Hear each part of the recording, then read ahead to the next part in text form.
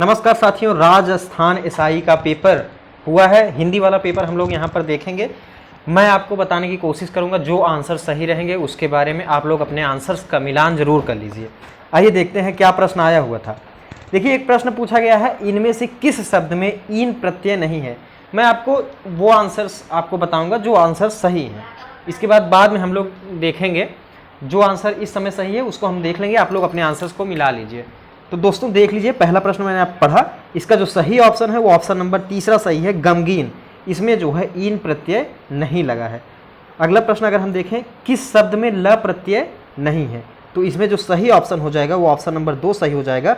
अतल में जो है इसमें ल प्रत्यय जो है नहीं है। अगला अगर हम लोग देखें, किस शब्द में गार प्रत्यय नहीं है, तो इसमें जो दोस्तों सही ऑप्शन हो जाएगा बिल्कुल वो हो जाएगा ऑप्शन नंबर ए, पहला, स्नानागार। इसमें गार जो प्रत्यय है वो नहीं है। अगला अगर हम लोग देखें, निम्न में से तत्सम शब्द नहीं है, तो इसमें जो सही ऑप्शन हो जाएगा ऑप्शन नंबर बी सही हो जाएगा, आदर। कौन सा? ऑप्शन नंबर बी यहाँ पर बिल्कुल सही हो जाएगा मेरे दोस्तों, वो हो जाएगा आदर। अगर हम लोग पांचवा प्रश्न देखें, किस विकल्प में सभी तत्सम हैं, सभी जो हैं वो तत्सम हैं, तो इसमें सही ऑप्शन हो जाएगा ऑप्शन नंबर 2, धैर्य, परख और प्रकट। ये वाला ऑप्शन सही हो जाएगा। अगला अगर हम लोग देखें, इनमें से किस शब्द में कोई उपसर्ग नहीं है, तो सीधा ऑप्शन नंबर दूसरा यहाँ पर सही होगा, बेलदार जो है इसमें उपसर्ग नहीं है। ऑप्शन नंबर 2 यहाँ पर सही हो जाएगा। अगला प्रश्न अगर हम लोग देखें, तो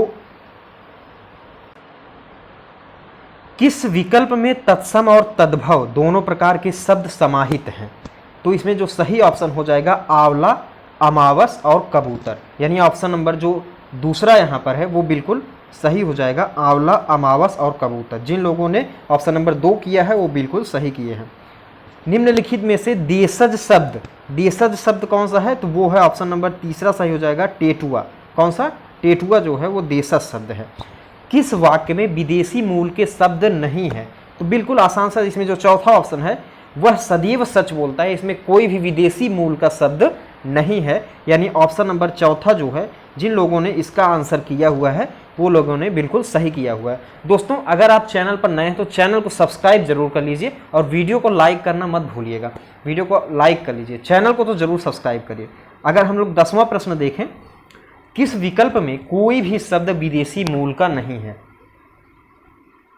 तो इसमें जो सही ऑप्शन हो जाएगा दोस्तों, किसमें विदेशी मूल का कोई भी शब्द नहीं है, तो वो सही ऑप्शन हो जाएगा ऑप्शन नंबर तीसरा, देहात और आसान। अगला हम लोग अगर देखें, क्या दिया गया है प्रश्न, किस विकल्प के सभी शब्द जो हैं वो दोस्तों क्या है, वो है तद्भव। तो तद्भव कौन से शब्द हैं, वो है गात, गाहक और गणपति। यानी ऑप्शन नंबर दूसरा यहाँ पर बिल्कुल सही हो जाएगा, ये वाला ऑप्शन बिल्कुल सही हो जाएगा। अगर हम लोग अगला 12वां प्रश्न देखें, इनमें विशेषण से बनी भाववाचक संज्ञा नहीं है, तो विशेषण से बनी जो भाववाचक संज्ञा नहीं है वो है ममता। कौन सा? ऑप्शन नंबर चौथा यहाँ पर सही हो जाएगा, सीधे ऑप्शन नंबर चौथा, ममता जो है वो बिल्कुल सही ऑप्शन हो जाएगा। इनमें क्रिया से बनी भाववाचक संख्या नहीं है, यानी जो क्रिया से बनी हुई भाववाचक संख्या है वो नहीं है, तो वो है खटाई। यानी ऑप्शन नंबर चौथा यहाँ पर बिल्कुल सही हो जाएगा, खटाई जो है ये भाववाचक संज्ञा क्रिया से बनी हुई नहीं है। गुणवाचक विशेषण से संबंधित वाक्य कौन सा है, तो इसमें गुणवाचक विशेषण जो है वो कौन सा हो जाएगा मेरे दोस्तों, ऑप्शन नंबर तीसरा, हमें कपटी व्यक्ति से दूर रहना चाहिए। तो ये वाला ऑप्शन नंबर तीसरा यहाँ पर बिल्कुल सही हो जाएगा, हमें कपटी व्यक्ति से दूर रहना चाहिए। किस वाक्य में क्रिया सकर्मक रूप में प्रयुक्त है, तो वह पतंग उड़ा रहा है। क्या उड़ा रहा है? वह पतंग उड़ा रहा है। यानी ऑप्शन नंबर चौथा यहाँ पर बिल्कुल सही हो जाएगा। अगर आपने चौथा ऑप्शन किया है तो बिल्कुल सही किया है। 16वां अगर हम लोग प्रश्न देखें, किस विकल्प में सभी संज्ञा शब्द क्रिया शब्दों से निर्मित हैं, तो इसमें सही ऑप्शन बिल्कुल वही पहला वाला ऑप्शन सही हो जाएगा, भूल और हंसी। ये वाला ऑप्शन बिल्कुल सही हो जाएगा। अगर आपने किया है तो बिल्कुल सही किया है। चैनल को सब्सक्राइब जरूर कर लीजिए दोस्तों। अगला प्रश्न अगर हम लोग देखें, क्रिया विशेषण रहित वाक्य है, यानी क्रिया विशेषण नहीं है किस वाक्य में, रहित मतलब कि उसमें क्रिया विशेषण नहीं है, तो इसमें सही ऑप्शन दोस्तों कौन सा हो जाएगा, बिल्कुल कौन सा ऑप्शन सही हो जाएगा? वह अपनी कक्षा का सबसे होशियार विद्यार्थी है। ऑप्शन नंबर दूसरा बिल्कुल सही हो जाएगा। किस वाक्य में संबंध सूचक अव्यय का प्रयोग हुआ है? तो किस वाक्य में संबंध सूचक अव्यय का प्रयोग हुआ है? तो अपराधी ने पुलिस के सामने झूठ बोला, यानी ऑप्शन नंबर पहला यहाँ पर बिल्कुल सही है। अगर आपने किया है तो सही किया है। विस्मयादिबोधक शब्दों के संबंध में कौन सा कथन सही है? तो ये कौन सा इसमें सही ऑप्शन हो जाएगा मेरे दोस्तों? 19वें प्रश्न में अगर आप लोग बताएं तो ये बिल्कुल सही हो जाएगा। ये प्रायः वाक्य के प्रारंभ में आते हैं। क्या आते हैं? वाक्य के प्रारंभ में आते हैं, यानी ऑप्शन नंबर चौथा यहाँ पर बिल्कुल सही हो जाएगा। जो विस्मयादिबोधक शब्द होते हैं वाक्य के प्रारंभ में आते हैं। किस वाक्य में निपात का प्रयोग नहीं हुआ है? तो इसमें कौन सा ऑप्शन सही हो जाएगा? आप लोग जरूर इसका आंसर कमेंट करके बताइएगा। अगला अगर हम लोग देखें, देखिए अगला प्रश्न है, वह किस वाक्य में क्रिया आकर्मक रूप में प्रयुक्त हुई है? बिल्कुल, वह बिना बात ही हंस रही है, यानी ऑप्शन नंबर पहला यहाँ पर बिल्कुल सही हो जाएगा। वह बिना बात ही हंस रही है, इसमें क्रिया आकर्मक रूप से प्रयुक्त हुई है। चलिए अगला देखें, अगर हम किस विकल्प में सभी विशेषण शब्द संज्ञा शब्दों से क्या हैं? रचित हैं। तो इसमें सही ऑप्शन कौन सा हो जाएगा मेरे दोस्तों? वो वही ऑप्शन हो जाएगा जो इसमें लगाया गया है, पीड़ित और दयनीय, यानी ऑप्शन नंबर तीसरा यहाँ पर बिल्कुल सही हो जाएगा। निम्नलिखित में से नदी का पर्यायवाची नहीं है, तो नदी का पर्यायवाची है नहीं है, वो है सरसी। कौन सी?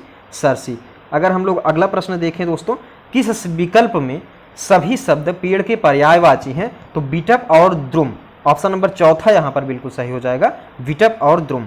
अगला हम लोग देखें, किस विकल्प में परस्पर पर्यायवाची शब्द नहीं है?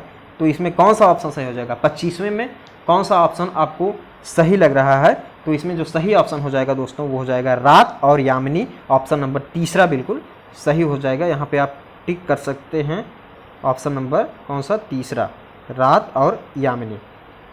अगला देखिए, किस वाक्य में निपात का प्रयोग हुआ है? तो इसमें सही ऑप्शन कौन सा हो जाएगा? ऑप्शन नंबर 2, मुझे आने तो दो। ये वाला ऑप्शन बिल्कुल यहाँ पर सही हो जाएगा, मुझे आने तो दो, इसमें निपात का प्रयोग हुआ है। अगला देखिए, किस विकल्प में विलोम शब्द युग्म जो है नहीं है? तो इसमें कौन सा सही ऑप्शन हो जाएगा? 27वें प्रश्न में सही ऑप्शन हो जाएगा संग्रह और परिग्रह। कौन सा? ऑप्शन नंबर तीसरा यहाँ पे सही हो जाएगा, संग्रह और परिग्रह।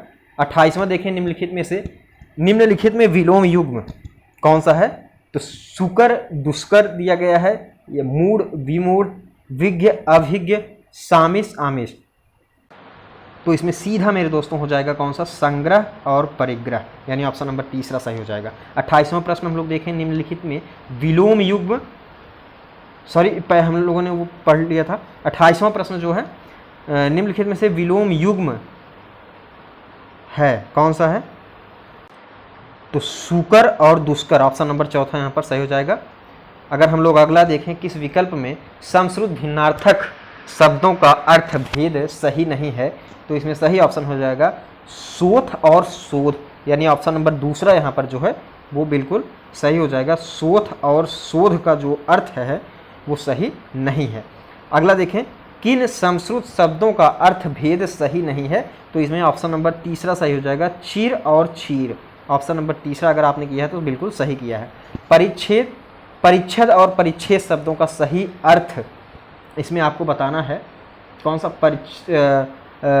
परिच्छेद और परिच्छेद, इसमें सही ऑप्शन कौन सा है ये आपको बताना है। अगला अगर हम लोग देखें, किस विकल्प के शब्द परस्पर विलोम नहीं है? तो इसमें आपको बताना है कौन सा सही हो जाएगा। इसमें सीधा सा सही हो जाएगा श्लाघनीय और प्रशंसनीय। ऑप्शन नंबर चौथा यहाँ पर सही हो जाएगा मेरे दोस्तों। ऐसा रोग जो छूने मात्र से फैलता हो, इसके लिए सार्थक शब्द जो छूने से फैल जाता है, इसको आपको पता है संक्रामक रोग होता है। ऑप्शन नंबर ए यहाँ पर बिल्कुल सही हो जाएगा, ये तो आपने किया ही होगा। ज्ञान प्राप्ति की इच्छा रखने वाला कौन होता है? जो जिसको ज्ञान प्राप्त करने की इच्छा होती है वो होता है जिज्ञासु। कौन सा? ऑप्शन नंबर तीसरा यहाँ पे सही हो जाएगा, जिज्ञासु। कही हुई बात को फिर यानी बार बार कहना वाक्यांश के लिए कौन सा सही शब्द होगा? वो होगा पिष्ट पेषण। ऑप्शन नंबर दूसरा यहाँ पर सही हो जाएगा। 36वां प्रश्न देखें, निम्नलिखित में से किस वाक्य में संप्रदान कारक के परसर्ग का प्रयोग हुआ है? तो इसमें सही ऑप्शन जो है वो ऑप्शन नंबर 1 सही है। राम के लिए लक्ष्मण बन गए थे, इसका सीधा के लिए आपको पता है कि संप्रदान में जो होता है वो के लिए यानी राम के हित लक्ष्मण वन गए थे। ऑप्शन नंबर पहला यहाँ पर बिल्कुल सही हो जाएगा। जिसका आचरण अच्छा होता है वो कहलाता है क्या? वो कहलाता है सदाचारी। क्या कहलाता है मेरे दोस्तों? सदाचारी जो होता है उसका आचरण क्या होता है? अच्छा होता है, इसीलिए उसे सदाचारी कहते हैं। अगर हम लोग अगला प्रश्न देखें, इनमें से किस विकल्प के सभी शब्द स्त्रीलिंग हैं? तो इमली, चांदी, लौकी। ऑप्शन नंबर तीसरा यहाँ पर बिल्कुल सही हो जाएगा। इमली, चांदी और लौकी, ये इसमें जो ऑप्शन दिए गए हैं वो सभी स्त्रीलिंग हैं। क्या है? स्त्रीलिंग है। किस विकल्प में कोई भी शब्द स्त्रीलिंग नहीं है? तो नींबू, दही और केला, ये तीनों क्या है? पुल्लिंग है, यानी ऑप्शन नंबर दूसरा यहाँ पर सही हो जाएगा। नींबू, दही और केला।